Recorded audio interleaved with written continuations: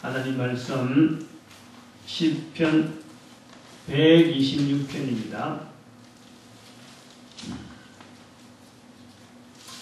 시편 126편 5절 6절입니다. 시편 126편 5절 6절 합동합니다. 시작. 눈물을 흘리며 씨를 뿌리는 자는 기쁨으로 거두리로다. 울며 씨를 뿌리러 나가는 자는 정령 기쁨으로 그 단을 가지고 돌아오리로다. 아멘. 기도드립니다. 할렐루야. 하나님 복된 시간 허락해 주셔서 감사합니다. 하나님 앞에 보낸 시간 되게 해주시옵시고 능력으로 임하는 시간 되도록 복내해 주시옵시며 깨닫는 마음으로 참으로 선포되어지는 말씀을 통해서 땅에 떨지 않은 우리의 참 인도, 우리의 하나님 앞에 드리는 순종이 하나님 앞에 드리도록 복내려 주시옵소서. 감사드리옵고 예수님의 이름으로 기도드립니다. 아멘. 울며 씨를 뿌려 나가는 자는 기쁨으로 단을 가지고 돌아온다. 두 번이나 눈물을 흘리며 씨를 뿌리는 자는 기쁨으로 거둔다. 시편 126편 5절 6절. 이 표현은 성경에 기록되어 있는 표현인데,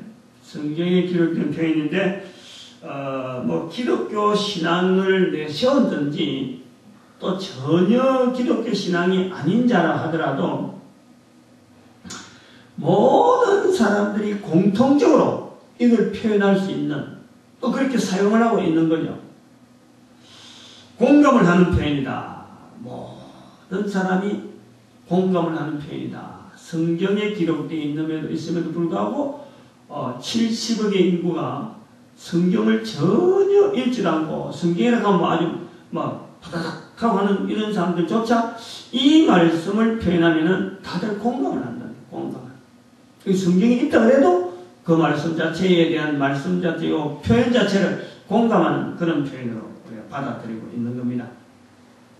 어떻게 보면은 모든 사람의 마음을 표현하는 그 글귀, 성기, 구절 이렇게 우리가 표현하는데 또 세상 모든 사람들이 말이요 이 표현을 쓰려고 할 때에 어떻게 이걸 쓰느냐, 언제 또 이런 걸 쓰느냐 그러면은 자기 삶이 힘들었다는 거지. 자기 삶이 힘든 것을 표현할 때 이렇게 이 성구를 표현하려고 합니다. 대입 시험 준비하는 학생도 뭐 종교, 기독교, 성경 이런 거 전혀 무관하지만은 성경 읽는다는 것은 꿈에도 생각하지 않는 사람들조차 자신의 대입 기간을 표현하기를 울며 씨를 뿌리러 나갔다. 이 울며 씨를 뿌리고 있다. 이렇게 이야기를 하고 대입 준비 기간 지금 보내고 있으면 그러고 지나온 시절은 내가 울며 씨를 뿌린 시절이 있었다. 이런 게 표현하고 있는 거예요. 국가기관의 검찰에 의해서 구속되고 분명히 유죄가 나서 그래서 죄수인 것이 분명하고 죄인인 것이 확정되면서 그래서 그 감옥에 들어있음에도 불구하고 국가의 중요한 직책을 맡았다가 감옥에 보내는 날, 중요한 직책을 보내는 날이 있었고 또 감옥에 보내는 날이 있었다. 그래서 감옥에 보내는 날을 그들이 해상한데 지금 현재 보내고 있으면서 내가 울며 씨를 뿌리고 있는 중이다. 내가 울며 씨를 뿌린 적이 있다. 이렇게 표현한단 말이죠. 신천지 지금 뭐 이단으로 분류가 되어져 있는 그런 이 어떤 기독교 내에서 이렇게 이단이다, 이단 아니다, 뭐 자기들은 아니다 하고 또 이단이다 하고 하는 이런 논쟁이 있는 이런 집단이 있는 사람들이 저한테 와서 한 번만이라도 자기 집회에 와달라 하는 이런 것을 권하러 왔었어요. 저한테까지 왔더랍니다. 직접. 그러면서 하는 이야기가 자기들이 이걸 전하는데 냉대를 한다 이거지. 뭐 문전박대라고 이야기만 꺼냈다 하면 아주 그 자리에서 막 따기가 날라올 정도로 아주 뭐 화를 내면서 이 문전박대를 한다. 그 문전박대를 소위 말하면 자기들은 지금 하나님 앞에서 선한 것으로서 전도를 하고 있는데 그 신천지에서 그래요. 이단이라 하는 자들이 그렇다는 거예요. 자기들은 전도를 하고 있는데 자기들은 문전박대를 당한다. 그런 걸 두고도 울며 씨를 뿌리고 있는 중이다. 이렇게 표현하는 거예요. 이 울며 씨를 뿌린다 하는 이 표현이요. 그럼 기쁨으로 단을 얻을 것이 우리가 분명하다, 확실하다 라고 말을 하면서 다니고 있는 거죠. 좀 이것이 오늘 포인트 우리가 126편 5절 6절의 표현이 눈물을 흘리며 씨를 뿌리는 자 기쁨으로 거둔다. 울며 씨를 뿌리는 자 정령으로 기쁨으로 그 단을 가지고 돌아온다. 참 많이 알려져 있는 그런 내용이라 이렇게 보는데 성경 말씀이면서도 독자청이 옛날에 유대인들의 그 구약 성경이니까 유대인들의 그 범위를 넘으시고 또 이 신약까지 합쳐져서 오늘날 개신교까지 들어있는 이 어떤 기독교 이 어떤 전반적인 그것도 넘어서서 전 세계 전 인류가 이것을 지금 독자청으로 지금 가능하게 만드는 그런 것의 성경 구절이다. 그래 볼 때에 한 두 가지 부분에서 한번 이 가능성을 한번 살펴보는 겁니다. 첫 번째는 이 울면서 씨를 뿌린다 하는 이 부분이 공감대가 굉장히 많이 있다. 그러면 그 씨의 열매 혹은 씨의 수확을 기쁨으로 거둔다 하는요.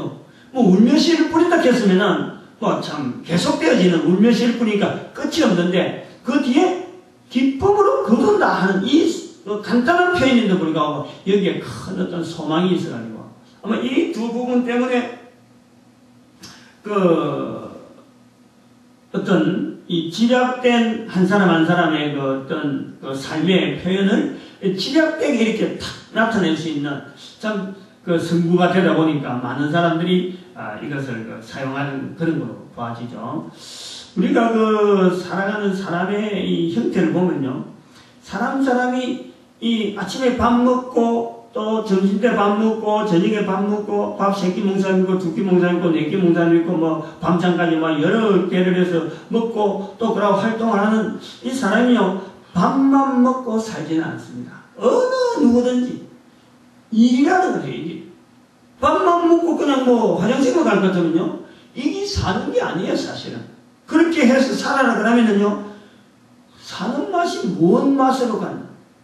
분명히 일을 하는 거예요. 일을. 뭔가 모르게 하는 거예요.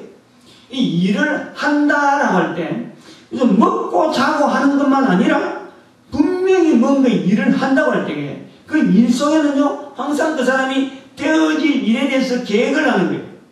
요런 쪽으로 일을 해서 어떤 과정을 거쳐서 어떻게 될 것이다 하는 예측을 하잖아요. 예측을. 누구든지 있다고. 근데 그것이 한 사람이 한다고 하더라도 70억의 종류가 나오고 또 한 사람이 살아가면서 한 인생이 딱 끝날 때까지 하나만 하냐? 하루에도 몇 가지 계획을 하죠. 하루에도 몇 가지 일을 하는 거죠. 반찬 만드는 것도 집에서 식구들 뭐 먹이는 것도 사실은 그게 뭔가 처음부터 밥상 차린다고 해서 나오는 게 아니잖아요. 그 주부가 뭔가 계획을 해가지고 조리를 가지고 그 다음에 밥상 앞에 딱 내놨을 적에 다른 사람들이 먹게 돼야 되는 그게 하루에도 한 사람이 할 수 있는 일을 하고 계획을 하고 그 다음에 달성을 하기 위해서 예를 쓰고 그 다음에 이루는 이런 내용이요. 그야말로 구구만퇴지. 구구절절이 아니고 어마어마하게 많은 게 말하는 것만큼만 많을 정도로 이게 그 만상이란 말이에요. 만상, 만퇴. 그렇게 많다. 그렇게 많으면서도 우리가 가면은 항상 맨 마지막에 가면은 득과 실이 있어요. 내가 바라는 대로 가는 길이 있고 또 내가 바라는 것 전혀 엉뚱하게 결과가 나온단 말이야. 그럴 때에 그 참 일에 계획을 하고 그러고 마치고 난 뒤에 그 비교를 해보면은 그것이 과연 기쁨이 되어지는가? 기쁨이 참 어렵거든. 거의 대부분이 계획을 해서 나가는 만큼 얻어지는 그 내용을 비교해보면은 70억 인구가 만약에 하루에 하나만 한다더라도 평생에 하나만 한다더라도 70억 인구가 일을 계획하고 나가는 중에 자기가 분명히 계획한 것에서 확실히 얻었다라는 것을 가지고 나올 만한 종류가 몇 가지나 되겠어요? 10%가 거의 안 되는 10%. 그만큼 이게 말이야 덕이 떨어지는 거예요. 덕이. 실이 많다는 거야. 한 것만큼보다는 한 것보다 훨씬 못하는 결론이 우리한테 주어지는 거예요. 그게 인생이야. 그게 인생이야. 이제 그런 면에서 오늘 본문에 나오는 대로 기쁨으로 거둔다 하는 것이 참 큰 위로의 말씀이 되고, 그리고 그 과정 자체를 표현하는데 뭐 참 사람마다 70억 인구를 전부 다 말하기가 어떻게 전부 다 나눠놓고 각 사람 하고 있는 일 계획을 다 말하기가 힘드는데 거기에 울며 씨를 뿌린다. 울며 씨를 뿌리는 것에서 그 모든 것을 다 집어넣어버려. 그래서 이 두 가지가 참 이 성경에 기록되지만은 모든 사람들이 편히 쓸 수 있는 그런 언어가 아닌가 그렇게 보고 있습니다. 그런데 이제 본문에서 우리가 오늘 성경을 출처해서 또 하나님의 또 뜻을 또 나타내는 시간으로 또 그것을 우리가 믿음으로 받아들여서 믿음의 선포를 통해서 내가 또 고백되어져서 내 말씀으로 되어져야 되는 이 과정이 우리한테 주어져 있으니까 그러면 이런 말씀을 우리가 시간이 우리한테 요구되어진단 말이죠. 다른 사람들이 다 똑같이 읽는다 하더라도 다 똑같이 읽고 넘어간다 하더라도 하나님의 말씀이라고 하는 이 성경에 기록됐다는 자체는 또 한편으로는 많은 사람이 다 듣고 그냥 흘러가는 말씀으로만 그치지 아니하고 그 말씀을 딱 붙잡아야 돼. 하나님의 쓰시는 하나님께서 준비하는 하나님 앞에 특별히 예비되어지는 또 사람들이 있는 거예요. 그 사람들이 이 말씀의 본뜻, 원뜻 정확한 뜻을 분명히 알아서 그 사람들만 알아서 끝나는 게 아니고 그 삶을 통해서 나타나야 되고 또 그 삶을 통해서 나타나는 그 말씀이 꾸준하게 계속 다음 때 계속해서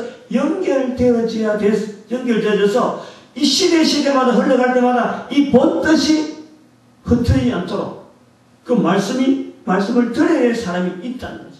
그래서 그 말씀 때문에 오늘 여기 있는 내용을 우리가 말씀을 가지고 하는 거지. 이 말씀이 어찌 보면은 하나님의 말씀은 원래적으로는 하나님 말씀이 성경 전체가 한 구절 한 구절 다 띄나도 모든 사람이 지금 이 본문에 있는 126편 5절 6절에 있는 이 말씀처럼 다 쓸 수 있도록 다 좀 법령으로 쓰기를 바라는 뜻으로 기록된지도 몰라요. 어찌 보면 정확하게 이런 성경을 기록한 원래 뜻에서 바르게 쓰이는 것은 아마 126편의 5절 6절처럼 모든 사람이 다 쓸 수 있는 그런 언어가 된 것은 이 성경의 근본적인 기능하고 맞다라고 볼 수 있지만은 한편으로는 그렇다 하더라도 이 성경이 가지고 있는 또 하나의 또 바라는 구조는 바라는 기능은 뭐냐니까 원뜻이 전달되어지길 바라요. 올바른 뜻이 성경을 아무리 읽고 많이 읽는다고 하더라도 성경을 많은 사람이 인용한다 하더라도 원뜻이 바르게 다르게 해석되어지면 하나님께서 또 원하지 않는다. 성경을 기록하신 또 우리에게 말씀하신 성령님이 그렇게 원하지 않는 거죠. 예수님께서 요한복음 5장 39절에 그래 말씀하셨다. 너희가 영생을 얻는 줄 알고 이 성경을 삼가하거니와 이 성경을 계속해서 역대적으로 보는데도 그 본뜻을 놓쳐버리고 있어요. 예수 그리스도가 바로 눈앞에 있는데 그걸 놓치고 있다는 거죠. 그래서 성경의 근본적인 우리가 성경을 읽고 성경을 해석하고 성경을 자꾸 인용한다 할 때에 성경의 근본적인 어떤 기능은 성경으로서 글자로서의 어떤 성경으로서의 기능으로 보면은 분명히 두 가지는 이렇게 구별된단 말이에요. 하나는 많은 사람들이 이렇게 126편, 10편, 126편, 5절, 6절처럼 많은 사람들이 공감하고 인용할 수 있는 그런 그 언어가 되어지길 바라면서 한편으로는 그 본뜻이 계속해서 전달되어지길 바라는 그런 기능이 두 가지가 문자로서 기록되어진 성경 말씀을 우리가 볼 때 그런 분명한 그 기능이 있다. 그런 뜻에서 이제는 이 말씀의 본뜻을 들어야 될 사람들 오늘 설교 말씀을 듣고 또 이 말씀을 내 말씀으로 할 수 있는 이런 사람들에게 전해질 수 있는 말씀으로서 제가 지금 이래 하는 겁니다. 이런 성경이 있다라고 성경 내용을 소개하는 것이 아니고 성경에 많은 사람들이 알고 있는 성경에 있는 기록이지만은 이게 원뜻하고가 좀 다르게 쓸 수 있기 때문에 이 바른 뜻을 좀 쓸 수 있는 그런 시간으로서 이 말씀을 듣는 자들의 그 축복된 자리로 한번 보는 겁니다. 시편 126편 5절에서 6절 이 본문 말씀은 눈물을 흘리며 씨를 뿌리는 자 기쁨으로 거둔다. 울며 씨를 뿌린 자는 정녕 기쁨으로 그 단을 가지고 돌아온다 하는 이런 표현은 사실은 126편 5절 6절에만 되어 있지만은 이것은요 이 뜻을 알려고 하면은 126편 전체하고 연결하지 않으면은 이 뜻이 나올 수가 없는 아주 독특한 내용입니다. 이 내용을 자세히 본 126편에서의 전체에서 6절까지 되어 있는데 그 중에서 6절까지 되어 있는 중에서 5절 6절은요 1절 2절 3절 4절하고 연결되어지는 내용이 아닙니다. 연결되어진 내용이 아니고 5절 6절만 별도로 딱 독립되어 있는 것들 그런 느낌. 그래서 이 5절 6절을 제대로 해석하려면은 126편 1절 2절 3절 4절 앞에 있는 4절을 다 해석을 해야 이 5절 6절의 본 뜻이 나온단 말이에요. 그렇지만 본 뜻의 1절 2절 3절 4절 내용을 빼버리면은 5절 6절은 그냥 일반 사람들이 알고 있는 내용하고 그냥 똑같이 갈 수밖에 없어요. 근데 그 본 뜻을 알려고 원래 뜻을 알려고 하면 1절 2절 3절 4절하고 연결되어지는 그런 성경 126편 전체하고 5절 6절을 연결해야지 해석하려고 그래야지 5절 6절만 가고 딱 해버리면은 원뜻이 안 나온다. 안 나올 수 있다. 그걸 우리가 염려해서 이제 126편에 있는 중에 5절 6절은 어떤 관계로서 이 126편하고 관계가 되어져서 1절 2절 3절 4절하고도 연결되어지지 않고 5절 6절만 딱 표현되어지는 이런 독특한 표현이 어떻게 전체하고 좀 조화가 될까 하는 접근을 우리가 해봐야 될 필요가 느낍니다. 이 시편 126편은 120편부터 시작해요. 120편부터 15편 120편, 21편, 26편, 134편 그렇게 120편부터 15편에 해당되는 전체가 내용이 성전에 올라가는 노래라는 제목이 다 붙어 있어요. 15편이 시편 119편은 뭐 성경 중에서 제일 중심에 있는 그리고 가장 긴 그 성경으로 우리가 알고 있는데 119편이 지나고 바로 그 다음에 성전에 올라간 노래로서 15편이 또 별도로 한 편 한 편씩 준비되어져서 15편이 딱 편집되어 있는 119편하고 120편에서 134편 뭐 분량은 119편이 그래도 훨씬 많죠. 119편 한 편만 하더라도 120편에서 134편까지 15편 다 그것보다 더 많죠. 분량 자체는. 아무튼 구조가 그래 되어 있는 중에 126편은 성전에 올라가는 노래라 하는 제목이 붙어있는 그런 성경이란 그런 시편이란.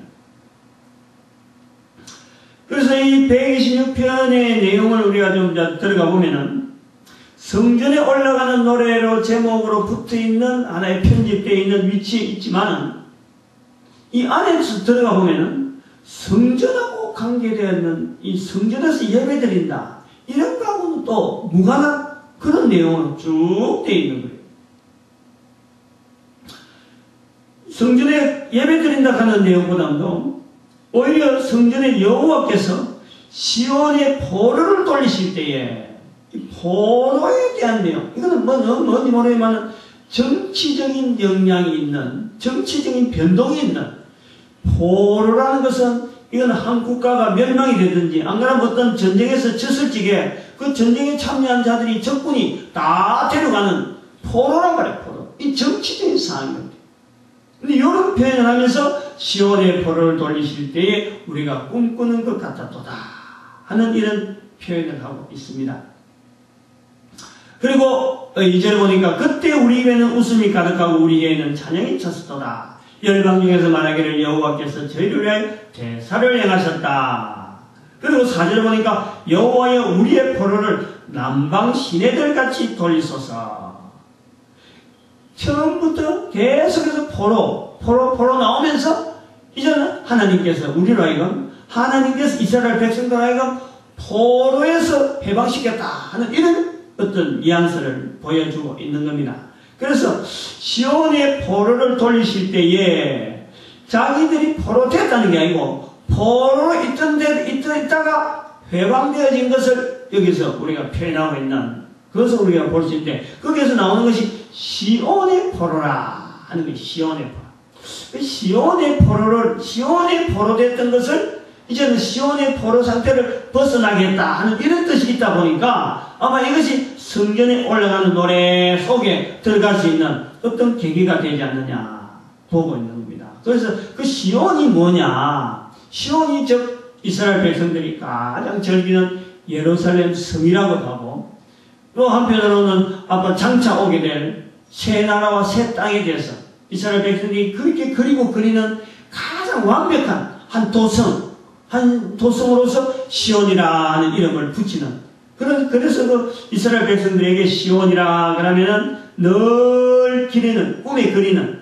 늘 바라는 가장 완벽한 하나의 형체로서의 이스라엘 백성들이 그것을 먹고 자고 누릴 수 있는 어떤 그런 사회체제 이런 것을 우리가 시온이라 우리가 볼 수 있는 겁니다. 그래서 요 시온의 포로라 하는 이 한마디에 이스라엘 백성들이 포로되었던 상황에서 다시 한번 포로에서 벗어나는 내용으로 표현하고 있는 것을 우리가 볼 수 있습니다. 그러면 이것이 이제 언제 그러면 이런 시절을 실제로 겪었느냐?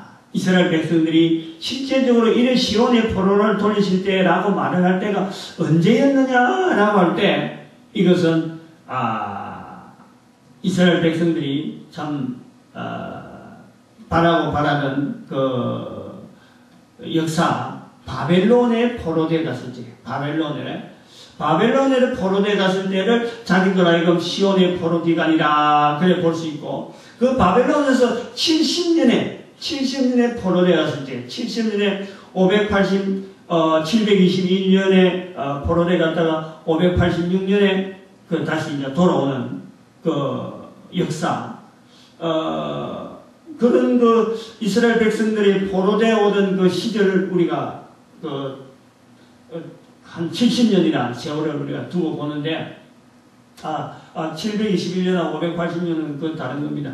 그거는 그 북왕국이 멸망할 때가 721년, 남왕국이 580년. 그리고 586년 남왕국이 멸망에서부터 70년 세월을 보내고 난 뒤에 이스라엘 백성들이 하나님 앞에 돌아온 시기를 이제는 시온의 포로를 돌린다라고 말하고 있지 않느냐. 그렇게 본데 그러면 어째서 그러면 이스라엘 백성들이 시온의 포로를 돌리실 때 우리가 꿈꾸는 것 같았도다. 즉 생각해 보면은 한 국가가 완전히 멸망해가지고 다시 돌이킨다 하는 자체는 다시 그 나라의 국력을 회복시킨다. 또 자기들이 바라는 그 도성을 회복시킨다는 것 자체는 사실은 자기들로서는 상상할 수 없는 내용이죠. 전혀 기대도 하지 않을 뿐더러 될 수 없는 일이다. 근데 그것이 되어졌다는 거예요. 그래서 그 되어진 것이 그냥 우연히 되어진 것이 아니고 이스라엘 백성들이 오랫동안 이스라엘 백성들이 포로로 될 것이다 하는 이런 말씀이 계속 있었거든요. 여러 사람을 통해서 선지자를 통해서 많은 여러 가지 어떤 그 흔적들을 통해서 그런 부분들이 많이 있어요. 이스라엘 백성들이 이제 포로될 것이다. 멸망할 것이다. 많이 그렇게 예언되어 있었던 거예요. 근데 그렇게 예언되어 있더라도 그때는 무슨 이야기냐? 어떻게 시온이 포로가 된다는 거냐? 하고 묵살을 했는데 그게 어느 날 다가왔다는 것이. 다가왔을 때는 아이고 좀 완전히 망했구나. 이제 우리는 도저히 더 이상 희망이 없구나 했는데 또 한편에서는 보니까 이것이 70년만 될 것이다 하는 이런 고백이 이미 있었다는 거예요. 포로되기 전에 포로될 것이다 고백이 있었고 그런 예언이 있었고 그런 선포가 있었고 포로되기 전에 또 한편으로는 이거는 70년만 될 것이야 라고 하는 한계가 있었다. 한계가. 그래서 포로되기 전에는 어떻게 이스라엘이 멸망하느냐 해서 포로되겠다는 사람들을 막 죽이기도 하고 막 여러 가지 어렵게 만들기도 했는데 그런 사람들 중에서 그래도 포로될 것이다. 또 어떤 사람이 또 포로되면 70년만 해당될 것이다. 그 이제 대표적인 선지자가 예레미야 선지자, 예레미야. 예레미야 25장 11절, 12절에 가면은 이 표현하고 있는 거죠. 70년만 섬기다가 70년 후에는 돌아온다. 또 예수님, 하나님의 말씀을 또 인용하면서 여호와께서 이르시되 내 백성이 이 바벨론에서 70년간만 할 것이다. 그게 25장 11절, 12절에 연속해서 두 번이나 70년이라는 표현이 나온다. 그거를 발견한 거예요. 그거를. 이제는 포로되어 있으면서 포로될 것이다 하는 말씀이 그냥 부각이 되면서 아이고 그래서 우리가 포로됐구나. 포로된 것을 인정하는 거예요. 아 옛날에 그러면 그렇게 말하는 사람들이 말이 맞다. 그랬는데 또 그 중에서 70년이라는 말이 딱 제한되니까 과연 그런가 하는 이런 생각 속에서 기다려야 되는 거예요. 70년을 기다리는 거예요. 70년. 70년 기다리니까 과연 그래 됐다. 과연 70년 되니까 어느 날 그 국가에 포로를 데려갔던 그 국가가 정체가 변동되었고 그 나라 왕으로서 통치하는 왕이 이스라엘 백성들 다 돌아가라. 어느 날 선포가 됐고요. 이런 기이한 사건. 그런데 여기서 보니까 꿈만 같았다. 꿈만 같았다. 꿈만 같았다. 자기들이 뭐 잠을 잘라고 한 것도 꿈이라 하는 이 표현이 장거리잖아요. 잠을 잘라고 잠은 잘라고 예를 쓰겠지만 그 꿈에 나타난 내용을 자기들이 마음대로 임의로 조절할 수 했나요? 뭐 없는 게. 어느 날 보게 포로돼 버리고 어느 날 보게 또 포로에서 나와버리고 햇일이 아무것도 없다. 햇일이. 근데 햇일은 아무것도 없는데 여기 오늘 본문에 있는 말씀이 이제는 5절에 있는 6절에 있는 말씀이 눈물을 흘리며 씨를 뿌리는 이런 모습으로 이제는 그것을 바벨론에서 세월을 보낸 거예요. 다시 말하면 이 눈물을 흘리며 씨를 뿌린다 하는 이 표현을 우리는 잘 해석해야 될 그런 하나의 시간으로 보는데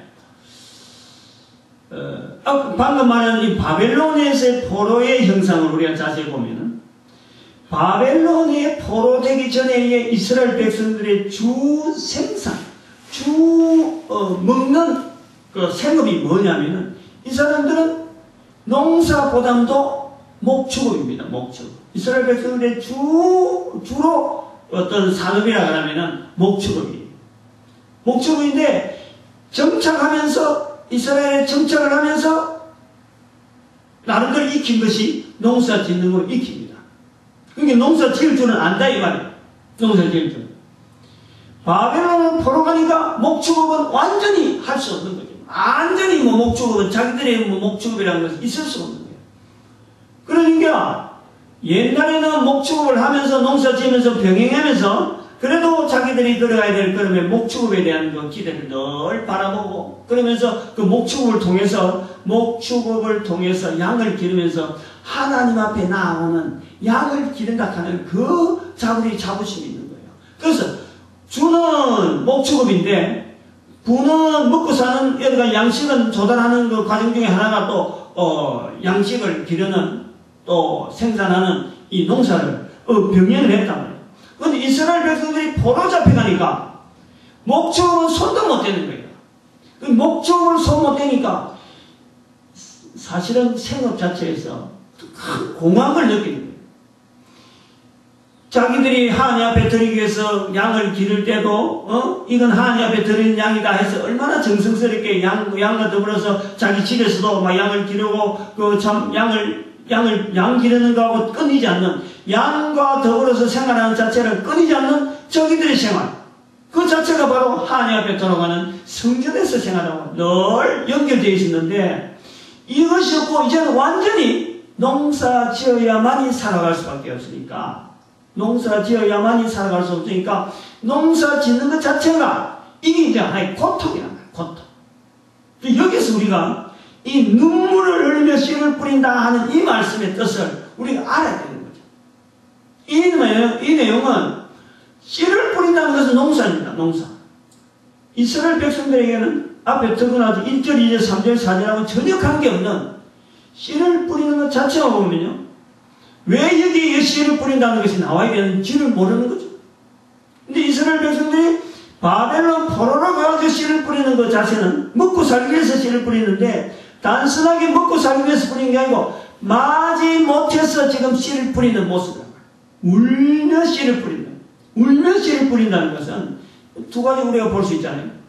첫 번째 보면은 씨를 뿌릴 수밖에 없는, 씨를 안 뿌리면서 살아갈 수 있던 사람들이 씨를 뿌려야만 살아갈 수밖에 없기 때문에 어떻게 하면 이 씨를 뿌리는 일에서 벗어날 수 있는가? 즉 울며 씨를 뿌린다는 것은 씨를 뿌리는 것을 기쁜 마음이 아닙니다. 씨를 뿌리는 것에 대해서 내가 소망을 가지고 내가 씨를 뿌렸으니까 이제는 앞으로 큰 이득이 있을 것이다. 앞으로 내가 이 씨를 뿌려서 큰 어떤 사업을 벌리고 우리 식구들 먹고 산다. 이러는 것들은요, 씨를 뿌리는데 울 수가 없습니다. 그거 왜 우는가요? 우리가 지금 일반적으로 아는 사람들이 울며 씨를 뿌린다 하는 그 과정하고 성경에서 나오는 실질적인 내용의 본뜻은 그게 아니라 울며 씨를 뿌린다는 것은 씨를 뿌려야만이 살 수밖에 없는데 씨를 뿌리기 싫다는 거예요. 이 씨를 안 뿌리면 씨를 안 뿌리면 살던 과거의 옛날에 우리의 삶이 있었다. 삶으로 돌아가요. 삶으로. 그 삶을 그리워하는 거죠. 울며 씨를 뿌리는 것은 씨를 뿌리는 것 자체를 기뻐하는 것이 아니고 씨를 뿌리면서 소망을 가지는 게 아니고 씨를 뿌리면서 내가 뭔가 기대를 가지는 것이 아닙니다. 어떤 일을 계획을 하기 위해서 앞으로 되어질 것이 좋은 일이 있을 것이다. 그래서 씨를 뿌린다. 그런 것은요 절대 울며 씨를 뿌릴 수가 없어요. 울며 씨를 뿌리는 것은 안 될 일이 뿐이에요. 요건 내가 피하고 싶다. 요건 안 하고 싶다는 거예요. 하기 싫다. 거부 의사가 있을 적에 이게 울며 씨를 뿌리는 거예요. 그 표현이 우리의 본문에 나온단 말이에요. 그런데 두 가지를 또 한 가지 더 보면서 눈물을 흘며 씨를 뿌린다. 눈물을 흘며 씨를 뿌린다. 그렇더라도 뿌려야 돼. 여기 기대가 다른 데 있는 거예요. 뭐냐니까 70년의 세월이 지나는 70년의 세월이 지나는 기다린다. 기대가 딴 데 있는 거예요. 딴 데 있는 거예요. 씨 뿌리는 것에 대한 기대를 한 것이 아니고 씨 뿌리면서 우리는 이 기간을 지내야 돼. 지금 이런 시간을 우리는 살아있어야 돼. 어떻게 유지를 해야 돼. 어떻게 유지하는지 유지해서 우리에게 있어서 진짜 바라고 바라는 기쁨이 되어야 되는 어마어마한 소망이 바로 바벨론의 포로에서 벗어날 수 있는 70년이라는 그 세월을 붙잡고 있는 거예요. 하나님께서 이스라엘 백성들에게 말씀하신 그 약속의 말씀을 이루어지기 위해서 내가 될지 안 될지는 분명하지 않지만은 그러나 내가 살아야 돼. 어쨌든 살아야 돼. 그거 내가 한번 보고 싶어. 되는지 안 되는지는 어쨌든 그거는 하나님 말씀이기 때문에 분명히 되겠지만은 그거 되어지는 것에 대해서 나는 확신이 없어. 내가 할 수 있는 일은 없어. 그러나 내가 할 수 있는 일은 내가 살아남아야 돼. 살아남아야 돼. 울며 씨를 뿌린다는 부분이 바로 아마 이런 내용을 가지고 해야 되지 않느냐 그래 보고 있죠. 그래서 이것은 5절 6절에 있는 이 내용은 1절 2절 3절 4절에 있는 이 상황, 즉 바벨론의 포로라고 하는 이 상황을 빼버리면 이 내용은 해석이 안 되는 거예요. 울며 씨를 뿌린다. 농사 짓는 사람이 울며 씨를 뿌린다는 것은 이거는요 예화는 될 수 있겠죠. 만약에 집안에 무슨 큰 싸움이 있다든지 집안에 내분이 있음에도 불구하고 농사 지어야 될 수밖에 없는 그 신세 한탄. 안 그러면 시집 온 며느리가 농사 지어야 되는데 씨는 뿌려야 되는데 친정에서 지금 큰 사고 소식이 났다. 친정 부모들이 무슨 타계한다는 소식이 들리는데도 불구하고 며느리니까 못 가고 그러니까 눈물증 짓단다. 이러한 어떤 일부적인 일시적인 어떤 사건의 내용에 따라서의 어떤 주어지는 예언은 있을 수도 있겠죠. 만든 내용은 가능하지만 이게 전체적인 상황에서 씨를 뿌리는 데에 울 수 있는가? 씨를 뿌리는 데는 씨는 소망이라 소망. 씨를 뿌리는 데는요 울 수가 없어요. 울 수. 그런데 뿌려야 되는데 울어야 된다.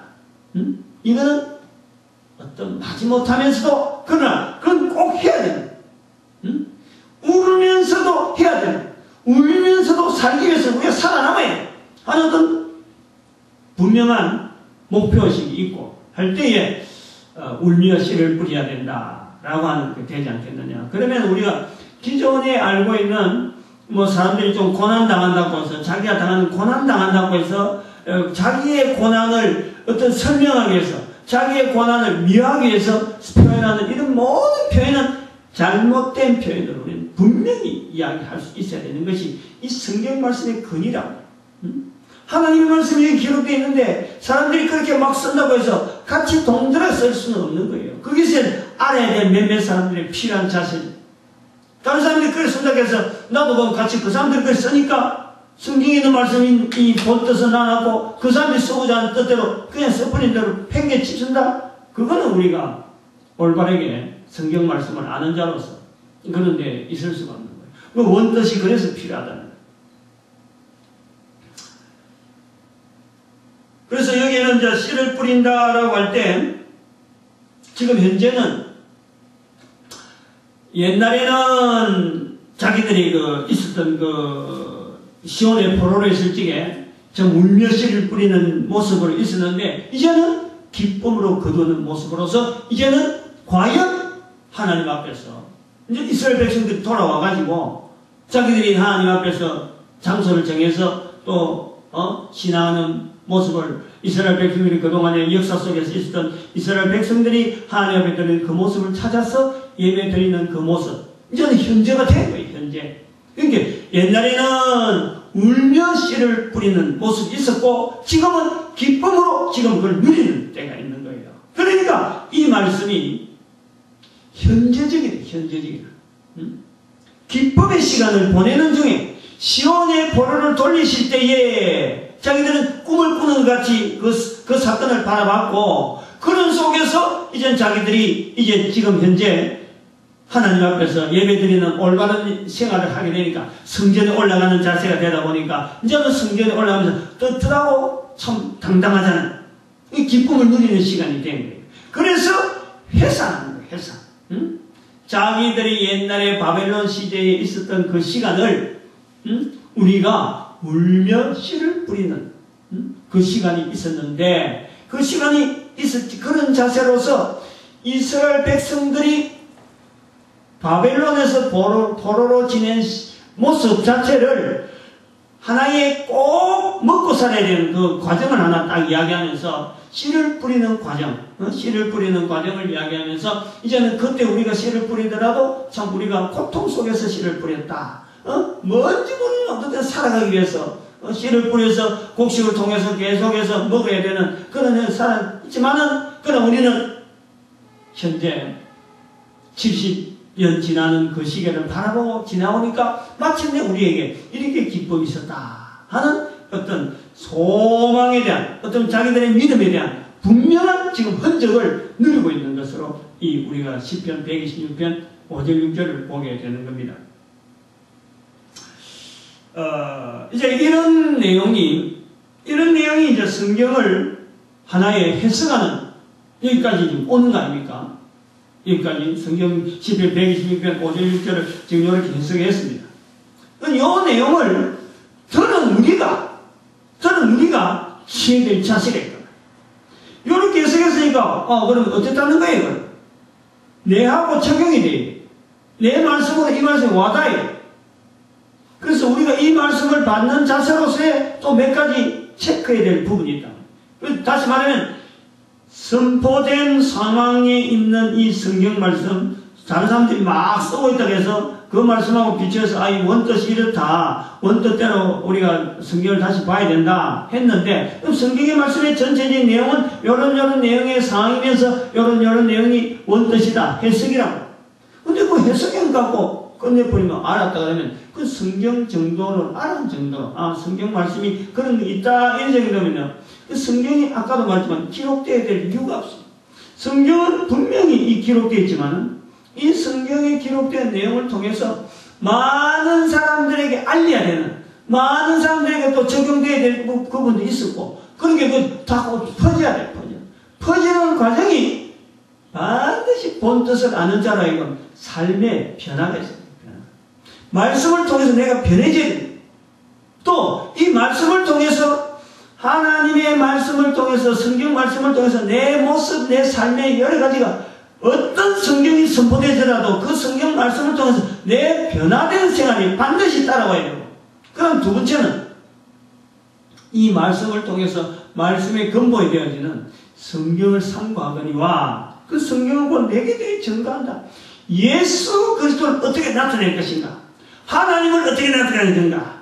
성령님을 어떻게 나타낼 것인가? 그게 내 삶을 통해서 나타나야 된다. 나타나야 된다. 이런 적용하는 포인트 쪽으로 우리는 이 말씀을 다시 한번 듣는 거예요. 성경을 해석하는 쪽으로 듣고, 그 다음에는 내 삶이 변화되어지고 하나님을 나타낼 수 있는 쪽으로 우리가 말씀을 적용하는 쪽으로 다시 듣는 거예요. 이 시간이 좀 다른 거죠. 그러니까 우리가 환경은 지금 눈물 흘리며 씨를 뿌리는 자는 기쁨으로 얻는다 하는 이 내용은 이 본문 가지고 우리가 있으면서 이걸 도대체 어떻게 내 생활 속에서 내가 변화된 모습으로 되어질 것이냐 라고 하는 사고의 체제를 바꾸는 거예요. 지금 좀 뭔가 정비를 한단 말이에요. 기름을 친다든지 안 그러면 다시 바꿔서 새로운 인자를 주고, 그래서 우리 사고하는 여러 가지 체계 자체를 좀 더 조직적으로 하면서 입에서 예수 그리스도가 이름이 나올 수 있도록, 마태복음 10장 32절의 말씀이 계속해서 사람들 앞에 나올 수 있도록 성경 말씀, 어느 말씀이 내한테 오더라도 이게 내 말씀이다 하고 내가 레마가 된다 할 적에 내 생활 자체가 말이야 막 변화가 오고, 내가 말하는 말이 입에 막 들리는데 그 입의 중심에서, 내 생활 자체에서, 내 마음에서 나오는 모든 중심에서 마태복음 10장 32절의 말씀이 틀을 탁 잡아 나갈 수 있는 이런 구조로 나아가야 된다. 그래서 그런 적용의 내용에서 제가 보니까 한 5가지 정도 하고, 그 다음에 또 실제적인 예를 또 말씀을 좀 드릴 텐데, 우선 이 현재화, 말씀의 현재화 하는데 첫 번째 보니까 이 눈물을 흘리며 씨를 뿌리는 현장, 이 현장에 우리가 지금 사실은 살고 있어요. 다 이것을 이야기할 수 있어요. 아까도 이 일반적인 예를 볼 때는 다 우리가 말이죠. 모든 사람이 하루에도 수많은 분야에서 하루에도 눈물 흘리며 씨를 뿌리는 이런 일들이에요. 모든 것이 다 적용이 가능하다. 다 적용이. 그런데 그것이 기쁨으로 거두는 거하고의 연결이 안 돼 있지. 그거하고 연결이 안 돼 있는 거예요. 본문 내용의 이런 차이에 내가 70년이라는 세월 속에서 내가 앞으로 견뎌나가면 살아야 되는 이 분무, 지금 현재 씨 뿌리는 거하고 기쁨을 얻는 거하고 전혀 다른, 전혀 다른, 씨를 뿌린다는 것과는, 나는 지금 씨를 뿌린다, 울며 씨를 뿌린다 싶었는데 실제로 내한테 주어지는 덕이 될지 실이 될지 뭔지 모르지만 그것을 향해서 나는 열심히 준비하고 있는 과정이다 하는 이 부분에 대해서 우리는 다 그런 요소가 다 있다. 모든 요소. 다시 말하면은 건강, 직장 문제, 결혼 문제 준비하잖아요. 준비를 한다고. 우리 모든 사람이 다 그런 부분에 말이야. 내가 그렇지 않아. 아까도 말씀드렸지만 밥하는 문제, 다 사람 사귀는 문제, 누구 만나는 거, 또 차를 타고 가는 거, 또 차를 또 여러 가지 또 바꾸는 문제, 집을 구입하는 문제, 이런 모든 문제 모든 것이 사실은 울며 씨를 뿌리는 과정임에 틀림이 없어요. 틀림이 없어요. 근데 이제 중요한 것은 뭐냐니까 본문대로 해석하려면 그렇게 준비하는 것과 나타나는 실과 덕이 전혀 내가 하는 예측하는 것하고 전혀 다르게 나온다 하더라도 본문대로 해석하려고 그렇다는 거예요. 전에는 울며 씨를 뿌리는데 내가 왜 이렇게 나쁜 게 왔느냐, 울며 씨를 뿌리는데 내가 왜 이렇게 기대하고 다르게 왔느냐라고 보는 그런 관점이 있었지만, 이제는 어떻게 보냐니까 울며 씨를 뿌리고 내가 준비하고 내가 예수하는 요 모든 내 하나의 존재 자체에다가 그거다가 하나 시간을 보낸단 말이에요. 단지 나는 시간 보낸 것밖에 없다. 그래 지금은 그 울며 뿌리며 준비했는데 지금 내가 얻는 것이 전혀 다르게 왔다 하더라도 이제 그게 들어가는 거예요. 그렇게 되었다. 지금 이렇게 되었다 하더라도 기쁨으로 단을 쌓는다. 기쁨으로 단을 쌓는다. 기쁨으로 그걸 받아들이는 거예요. 기쁨으로. 내가 바라는 쪽이 안 왔다 하더라도 이건 뭔가 또 다른 쓸모가 있을 것이다. 또 다른 데 뭔가 이유가 있을 것이다. 라고 볼 수 있는 우리가 시각이, 표현이 전혀 다르게 나올 수 있다. 쓸데없지는 않는 말이야. 하나라도. 내가 울며 씨를 뿌리 보낸 이 시간들이나, 내가 울며 뿌리 보낸 여러 가지 경험이나, 내가 보냈던 여러 가지 애썼던 그 자체가 성경 말씀대로 번역하려면 그런다. 그걸 내가 적용하려면 그런다. 하나라도 거짓이 없고, 하나라도 헛헛으로 돌아오는 게 없다. 내가 바라는 쪽은 안 된다 하더라도, 반드시 거기에는 의미가 있다. 반드시 거기에는 이유가 있다. 그 이유를 가지고 우리가 좀 찾아서 예를 들면요, 내가 바라지 않는 대로, 내가 바라는 대로 되었지 않다 해서 내가 거기서 화를 내거나 거기에서 내가 절망하거나 거기서 내가 뭔가 완전히 끝났다고 내가 결정 낼 일은 없이, 안 되는 건 안 되는 대로 이유가 있는 거예요. 안 되는 건 안 되는 대로 다음을 위해서 또 더 잘 쓸 수 있는 또 하나의 분명한 소재가 되기도 합니다. 우리가 그것을 무조건 그 자리에서 박살내거나 그럴 필요는 없어요. 박살내거나 무시하거나 할 이유가 없어요. 박살낼 때는 에디슨 같이 전구 하나 만들면서 수천 번의 그 실수를 해갖고 나중에 전구를 만들 때, 그럴 때는 앞에 있던 이 기대치가 안 맞으니까 그것이 계속 가는 과정이니까 박살내는 그런 거는 되더라도, 그러나 그거는 전반적으로 볼 때는 끝이 아니라, 기쁨의 어떤 그 결론이 아니라 마지막 완성할 때까지 기쁨으로 거두는 그날까지, 그러니 그 전체가 다요 하나의 과정까지 실수했고 버렸던 그 내용들이 하나의 토대가 되어갖고 완성이 나오지, 처음부터 갔다고 해서 1, 2, 3, 4 숫자 외우듯이 천이면 천, 만이면 많이 그냥 나오지는 게 아닌 것이 인생의 삶이라고. 이 본문은 우리가 철학적이에요. 내가 뭔가 계획한 대로 갔는데 그 계획한 대로 가는 중에 내가 지금 참 울며 씨를 뿌리고 있는 중이다, 이렇게 말할 내용은요 없습니다.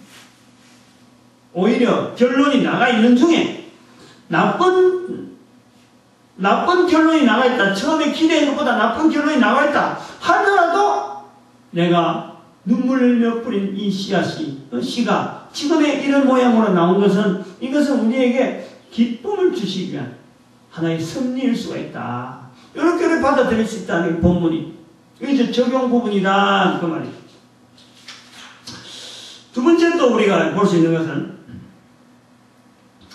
우리가 눈물 흘리며 씨를 뿌리면 기쁨으로 얻는다, 이 부분에 씨라고 하는 이 부분에서요, 우리가 하나를 탁 집어넣어 버리면, 울며 씨를 뿌리는 자, 다시 말하면 어떤 일을 하더라도 기쁨을 구할 수 있는 딱 하나, 그게 있단 말이에요. 단어가 하나 있다니까. 울면서 씨를 뿌린다. 다시 말하면은, 뭔가 하나 자기가 잡아야 되겠다는 그 부분이 있으면은, 그걸 붙잡고 나갈 때에 분명하게 항상 기쁨이 되어줄 수 있는, 즉, 응답이 있고, 언제든지 그게 위로가 있는 부분이 있는데, 그것이 뭐냐? 사람이요, 울면서, 간절하게, 뭔지 모르게, 자기의 구원, 내가 구원받아야 되겠다. 내가 재용서 받아야 되겠다. 내가 어떻게 해야 되겠다. 하나님께서 바라시는 모든 인생이 바라는, 모든 인생이 여러 길을 걷기를 바라는 하나님의 마음과 똑같은 그 자세로 내가 그 자리에 그걸 원하면은요, 반드시 거기에는 기쁨으로 응답이 있는 거예요. 우리가 본문을 우리가 그래 버려요. 인간이 흘리는 눈물, 사람이 눈물 흘리는데, 그 눈물 살아있으면서 눈물 한두 번 흘리겠어요? 그 눈물 흘리는데 사람이 흘리는 눈물과 더불어서 거기에 내가 구원받고 싶다, 내가 재용서 받고 싶다 라고 눈물을 흘리면 반드시 거기에는 구원이라고 하는 어마어마한, 자기가 생각하는 것은 전혀 다른, 이것이 구원이라 될 전혀 뜻밖의 반드시 구원의 그름이 차고 넘치도록 응답이 되어 있는 것이 오늘 본문 말씀을 통해서 거기다가 눈물 흘리는데 어디다 눈물 흘리냐? 구원은 자기 자신이 구원받고 다른 사람이 구원받는데 눈물 흘릴 상대가 있다면, 상대가 만약에 구원받기 위해서 눈물 흘릴 상대가 있다면 반드시 그가요 구원의 승리를 반드시 누리도록 되어 있는 거예요. 개인도 마찬가지고 상대방도 마찬가지고 이 구원이라는 단어를 딱 집어넣으면 응답이 반드시 되도록 되어 있는 것이 바로 이 본문하고 연결되어질 수 있는 이 구원이라는 단어입니다. 100%. 요엘서 2장 32절의 말씀. 누구든지 주의 이름을 부른 자, 누구든지 주의 이름을 부른 자는 구원을 얻으리라. 사도행전 2장 21절, 또 로마서 10장 13절 말씀, 에베소서 2장 8절 말씀, 여러 말씀, 구원에 대해서 분명하게 말씀하고 있는 거예요. 100%. 이거는 이거는 하나님이 보장하는. 왜냐하면 하나님은 모든 사람이 구원받기를 바라고, 진리를 이루기를 원하기 때문에 이거는 100% 보장이 되어야 돼요. 오늘 본문 말씀대로, 눈물 흘리면서 만약 그거를 구한다 그러면요, 100%. 마태복음이나 복음서에서 나오는 예수님께서 만나주는 모든 사람들이 아마 그런 사람들 중에 한 사람들이 아니냐. 하나님께서 중심을 보시고 계시던 그 사람들, 이스라엘 사람들 속에서 한 사람 한 사람 하나님께서 만나주던 그런 과정이 아니냐. 살아있으면서 예수님 만나는 많은 사람들이 다 그런 과정 속에 살았던 사람들이 다 만났을 거다. 한 사람도 빠지지 않고 다 만났을 거다. 그래 보는 거지. 그 다음에 세 번째는 좀 다른 어떤 주제가 좀 되기도 한데, 이 눈물 흘리며 씨를 뿌린다 부분에서 기쁨으로 얻어지는 이 부분을요, 내가 포로되었던 것에서 벗어난다 하는 것은 실제로 내가요 어디에서 개인이 포로로 되어 있는 포로, 내가 포로가 되어 있어요. 어디 무엇에 포로가 되어 있냐니까 자기 위주로 사는 것에서 포로가 되어 있는 거예요. 모든 사람은 자기 위주로 사는 것에 포로가 딱 잡혀 있어요. 그래서 고린도전서 10장 24절 말씀 같은 경우는 사람이 자기의 유익을 구하지 말고 다른 사람의 유익을 구하라. 다른 사람의 유익을 먼저 구하라. 말씀하시고, 다니엘서 12장 1절 같은 경우는 잘 알잖아요. 많은 사람을 옳은 대로 인도하는 발걸음, 하늘의 별같이 빛이 비치더라. 그건 하나님께서 하시겠다는 거예요. 그런데 대부분 사람들이 자기를 먼저 하기 때문에 자기가 자기에게 지금 포로가 되어 있는 거예요. 포로. 그래서 이 포로에서 벗어나려고 우리는 발버둥 치면 하나님께서 말씀하신 대로 많은 사람을 옳은 대로 인도하는 걸음으로 하나님은 걷기를 바라는 거예요. 악인이 그 죄악 가운데서 죽는 것을 하나님께서 절대 원하지 않는 거죠. 에스겔서 18장 28절 23절 말씀, 절대 원하지 않습니다. 이런 이스라엘의 시온의 포로를 돌리실 때에 시온의 포로라 하는 이런 말씀 속에서 내가 내한테 지금 포로로서 내가 나를 하여금 지금 포로로 꽉 잡고 있는 게 뭐냐? 다른 사람을 위해서 활동하고 다른 사람을 위해서 활동하는 보다도 내가 내 위주로 하다 보니까 결국에는 내 고리가 돼가지고요 기쁨이 없어요. 어떤 큰일을 해도 자기 딴에는 큰일 했다고 그래 하더라도 그게는 실제로 기쁨이 없어요. 근데 다른 사람을 위해서 하면요, 다른 사람을 하면 작은 일인 것 같은데 어마어마한 큰 기쁨이 있어요. 하늘에서 기뻐하는 거예요. 10달란트, 10문화 중에서 한 문화 잃어버렸다. 친구들 모아놓고 잔치를 하는 거예요. 100마리 양 중에서 한 마리 잃어버린데 찾아왔다. 하늘에서 기뻐하는 거예요. 하늘에서. 잃어버릴 것이 없는 99보다도 그 하나 찾은 것들에서 하늘에서는 천군 천사들이 기뻐하는 거예요. 이런 것이요, 내 한 사람이 자그마한 것을 내 나 위주로 떠나서 나라고 하는 포로를 떠나서 다른 사람을 위해서 한마디라도 적은 거 하나 있는데 하늘에서 어마어마한 역사가 일어나는 그런 기쁨이 있습니다. 그 기쁨을 우리가 누린다. 기쁨으로 단을 거두리라 하는 말씀에서 우리가 비교해 보는 겁니다. 그 다음에는 네 번째 우리가 생각해야 될 것은 눈물 흘리며 씨를 뿌리는 자가 누구냐? 눈물 흘리며 씨를 뿌리는 자. 여기에 대해서 우리가 이 전도자라 하는 이 자리를 한번 배워보는 거죠. 눈물 흘리며 씨를 뿌리는 자를 전도자라 그래서 이 전도자들의 그 만남, 전도자로서의 만남, 전도자 되어지는 이 기쁨, 전도자로 만들어가는 이 기쁨, 요것을 우리가 한번 눈물 흘리면서 씨를 뿌리는 이런 자리로 어떻게든지 이 자리를 해야 돼. 하기 싫은데 능력이 없다 싶은데 내한테 무슨 이런 능력이 있느냐 싶은데 그러나 해야 돼. 전도자 만드는 일. 이 계속해서 다음 세대 연결되어야 돼. 아주 중요한 고리이기 때문에 안 할 수가 없어. 기대하는 거예요. 예수 오실 때까지 이 일이 되어야 되기 때문에. 그래서 전도자 만들어야 돼. 전도자. 그러한 과정을 가지고 그런 자세를 가지고 우리가 하나의 씨가 뿌려지기를 바라는 씨로서 안쳐지긴 이 좋은 땅에 뿌려진 씨로서 하나의 우리가 본다면은 그 우리의 만남 자체에 대해서 얼마나 가치 있게 내 한 사람을 통해서 전도자가 만들어진다 그러면요 그거는요 집에서 콜리게로 자라나는 어린애 우리의 아들 딸들이 하더라도요 그 자체를 볼 때 기합니다. 기해요. 단순한 아들 딸들이 아니에요. 단순한 남편과 아내가 아니라 단순한 부모의 모습이 아니라 얼마나 그 관계가요 존귀한 관계였어요. 존귀한 관계. 그래서 이것은 전도자를 바라보는 눈며 씨를 뿌리는 자라고 하는 그 사람들이 이 전도자라 하는 자리를 우리가 볼 때에 그 사람을 기르는 이런 시각을 우리가 가지고 세상을 바라볼 때 사람에서 만나면서요 굉장히 조심이 되죠.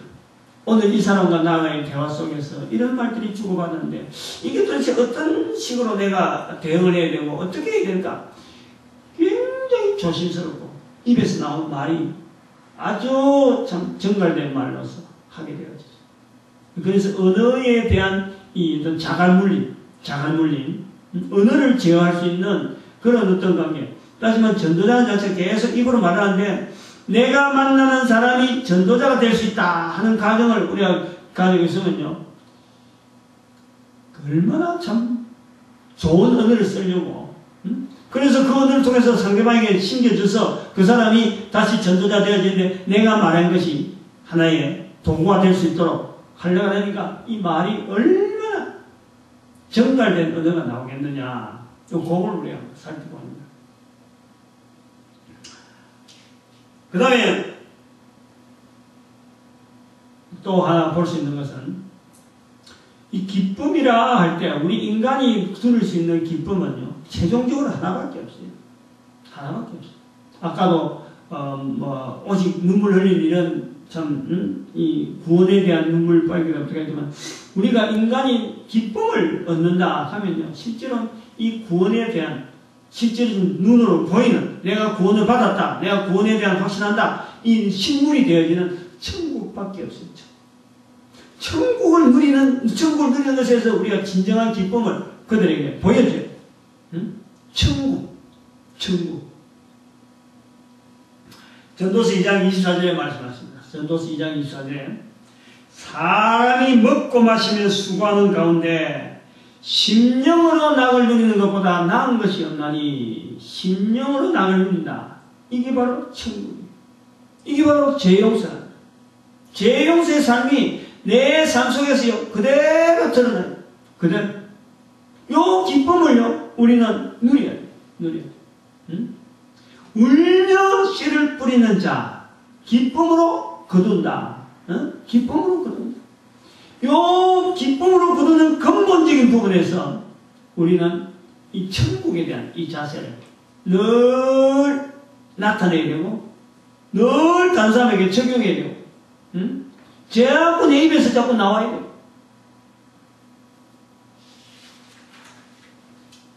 이제 여기서 우리가 이제 나머지 또 하나 더 볼 거는 여기까지는 5가지를 했는데 이제 적용 부분을 지나서 실제로 우리의 삶, 우리 교회가 하고 있는 일 사례적으로 이제 또 설명하는 거죠. 우리가 울며 씨를 뿌린다. 이제 이게 이제 우리는 구호대로, 우리는 우리대로 목표를 정하고 구호를 외치는 내용이 있다. 70인 전도대 운동이라든지 우리나라로 바라보는 덕이 있고 실이 있는 거죠. 이게 나가면 어디로 나갈 것이다. 이게 잘못되면 어디로 나갈 것이다. 이걸 보고 있어요. 그러나 이게 구호를 외치면서 나가는 거예요. 되어지는 것은 어떻게 되어질지 모르는 거예요. 이런 뜻이란 말이에요. 일식기부 국민운동이라든지 뭐 이래 외치면서 뭐 눈물 아닌 눈물을 생눈물을 짜는 거예요. 목회생활 하면서 뭐 한 10년 정도 목회생활 해가지고 늦게 목회생활 한 그런 입장도 있지만 창업자금 1억을 빌리고 또 성도들 헌금 한 1억 털어있고 2억이 넘도록 돈을 말이요 막 털어요. 지금은 뭐 카드로 막을 대로 다 맞고 카드로 맞고 카드 또 돌려막고 돌려막기 하다가 지금은 없어요. 그 막을 수 있는 돌려막기 할 수 있는 여력도 없어요. 그런데 여전히 외치는 거예요.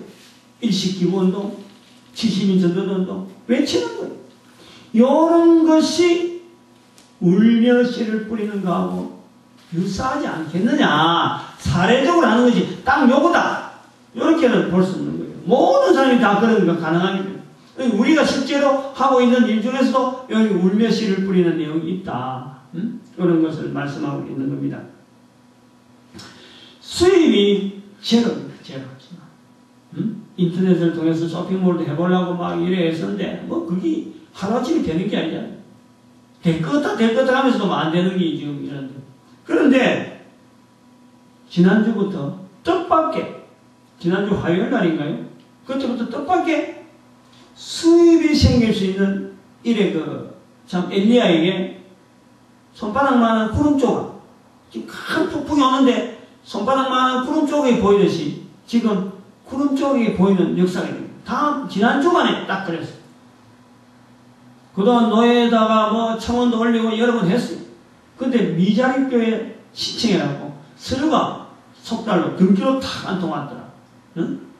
그걸 보는 순간에 아하 하나님께서 이제 물질을 좀 물꼬를 트는 것 같다. 느낌이 다 오는 거예요. 꿈만 꾸는 것 같아. 꿈만. 오늘 보는 말인대로 돈을 지금 뭐 수억을 들였는데 불구하고 꿈쩍도 안 하고 있었는데 이제 뭔가 느낌이 오는 것 같아. 그리고 인터넷도 광고 대행자가 막 나서서 적극적으로 한번 해주겠다. 자기가 뭐 책임지고 매출 올려주겠다. 그런 사람도 지금 나타났어요. 그 지난주만 했거든요. 지난주만. 이제 그게 기쁨으로 되어질 수 있는, 지금까지 막 바닥으로 막, 기고, 이달 안에 뭔가, 자금이 돌아가지 않으면은, 사실은 카드고 뭐고 전부 다 지금 이제 뭐, 불이행자로, 이자도 못 주고, 카드 뭡니까, 하여튼 그거 되는 사람, 신용불량자, 그거는 이제 떨어가는 거예요. 바닥이 완전히 왔다. 2011년, 현재 9월 25일 날 현재인데, 정확하게 2009년 9월 며칠인가, 그때 그 은행에서 2009년 9월 17일인가 18일인가, 지난 주간에 그래갖고 아마 창업자금 1억을 빌린 걸로 내가 알고 있는데, 정확한 날짜는 내가 하지 않고, 하여튼 9월 10 며칠인가 24일, 20일 사이에 되어졌던 것 같아요. 근데 딱 2년 걸리니까 응답이 오는 거예요. 기다리시기 바랍니다. 울었으라도 기다려야 돼요. 70년은 기다려야 돼요. 어쩔 수 없어요. 어쩔 수 없어. 목회하면서 2억을 털이었다. 카드 있는 대로 다 받아다니고, 목회하면서 쌓아난 여러 가지 참 신용 이런 게 갖고 그동안에 카드 돌려막기 하면서 이제는 뭐 마지막까지 왔는 그런 거예요. 하여튼 바닥에 완전히 떨어질 때, 지금 엘리야가 물 속에 그야말로 그 목을 무릎에 엮고 기도했다 하는, 머리를 무릎에 엮다가 기도한다 하는, 바닥에 완전히 내려앉았을 적에 구름 조각이 보이는. 어찌 보면은 너무 참, 어찌 보면 뭐 끝까지 꼭 가야 됩니까? 할 정도로 불평이 나올 것 같은데, 문제는 뭐냐면요, 그렇게 하지 않으면은 하나님이 하셨다라는 말을 인간들 하지 않기 때문에 철저하게 하나님이 하신 것으로서 고백하는, 그 고백을 하나님은 원하시는 거예요. 그래서 70년이 필요하고, 그래서 2년이라는 세월이 필요한 거예요. 그러나 어쩔 수 없어요. 그걸 뭐 줄여달라 할 수는 없는 거예요. 하나님께서 요만한 분량에, 그만한 분량이라도 되니까 그래도 2년 정도로 마쳤으니까 다행이죠. 만약에 그런 자세로 씨름하고 막 참 철저하게 하지 않았더라면 그게 3년이 돼도 할 수 없고 4년이 돼도 할 수 없는 거예요. 기다릴 수밖에 없는 거예요. 하나님을 나타내실 때까지, 하나님을 나타내실 수 있는, 하나님이 하셨다라는 분명한 표정을 보일 때까지 하나님은 잠잠한 듯이 계시지만은 어마어마한 큰 굴레를 가지고 이끌어 가시는 섭리. 그래서 지금은 보는 거든 말하는 거든 모든 것을 전도 현장하고 다 연결해 가지고 전도 환경 만들기 하고 막 지금 말하고 생각하고 하는 것은 다 정리되어 있어요. 어제도 결혼식장에 가고, 다른 사람은 결혼식 전체를 이렇게 보고 있고 그것을 참여하는 게지만, 저는 결혼식장을 보면서 앞으로 우리가 교회가 해야 될 일 중에 이 결혼 문화를 교회가 주도적으로 이끌어야 되겠다. 이걸 예식장에 맡길 게 아니라 교회가 건물이 있잖아요. 공간이 있잖아요. 얼마든지 할 수 있어요. 그리고 이거는 지금 문화가, 청년들 문화가 밖으로 지금 끌어당길 수 있는 문화가 없어요. 청년들을 잡아당길 수 있는 문화가 없어요. 그러나 이 결혼식은 청년들을 끌어당길 수 있는 아주 중요한 문화. 가장 값비싼 옷을 입고 가장 멋을 내려고 하고, 결혼식 하나를 위해서, 그 결혼식 참여를 위해서 옷을 장만하면서 거기 오는 그 사람들 앞에 자기들의 모습을 당당하게 보여주려고 하는 그런 이 문화, 이 결혼 문화를 이 교회가요, 이걸 활용을 해야죠. 그래서 앞에서 주례 자체를 이제는 그 결혼식 당사자에서 단순한 어떤 예배에 해당되는, 전 설교로 끝날 게 아니라 그 당사자 말고 밖에 있는 사람들 더 많은데, 어차피 결혼식은 주례가 지낼 수밖에 없어요. 결혼하는 당사자는 그걸 누가 뭘 해도 결혼식 자체는 진행 안 되거나 그런 게 없어요. 그리고 결혼식 자체가 그 말행대하고 그 사람들이 그 하나님 말씀을 해가지고 그것만 가지고 있을 사람이 아니니까, 거기 온 사람은 오히려 밖에 있는 사람을 향해 더 외쳐야 돼. 그런 시간. 그리고 밖에 온 사람들을 관심있게 조명해주고, 사실 나중에 다들 결혼 사진을 갖고 비디오 테이프를 본다 할 때에도 앞에서 나오는 그 사람들이 스태프들만 갖고 계속해서 비추고 하는 것보다도 밖에서 기다리면서 대화하고 이런 내용들이 스태프들이 전부 다 모아가지고 그런 것을 편집해서 하나의 선물로 제공하면서, 그리고 결혼 문화를 교회가 리드하는 이런 좀 능동적인 자세가 필요하겠다. 그러면 난 생각인 거예요. 앉아가지고 서서 계속 진행하면서. 근데 어제까지는 어제 그것을 할 적에는 우리 교회가 하자 하고 교회 건물만 생각했다가 돌아와서는 이 전 교회가 다 참석할 수 있도록 해야 되겠다 하는, 이것도 하나의 운동으로, 일시 기본동에다가 이제 결혼 문화 교회가 또 들려야 되겠다 하는 그런 운동을 하나 만드는 거예요.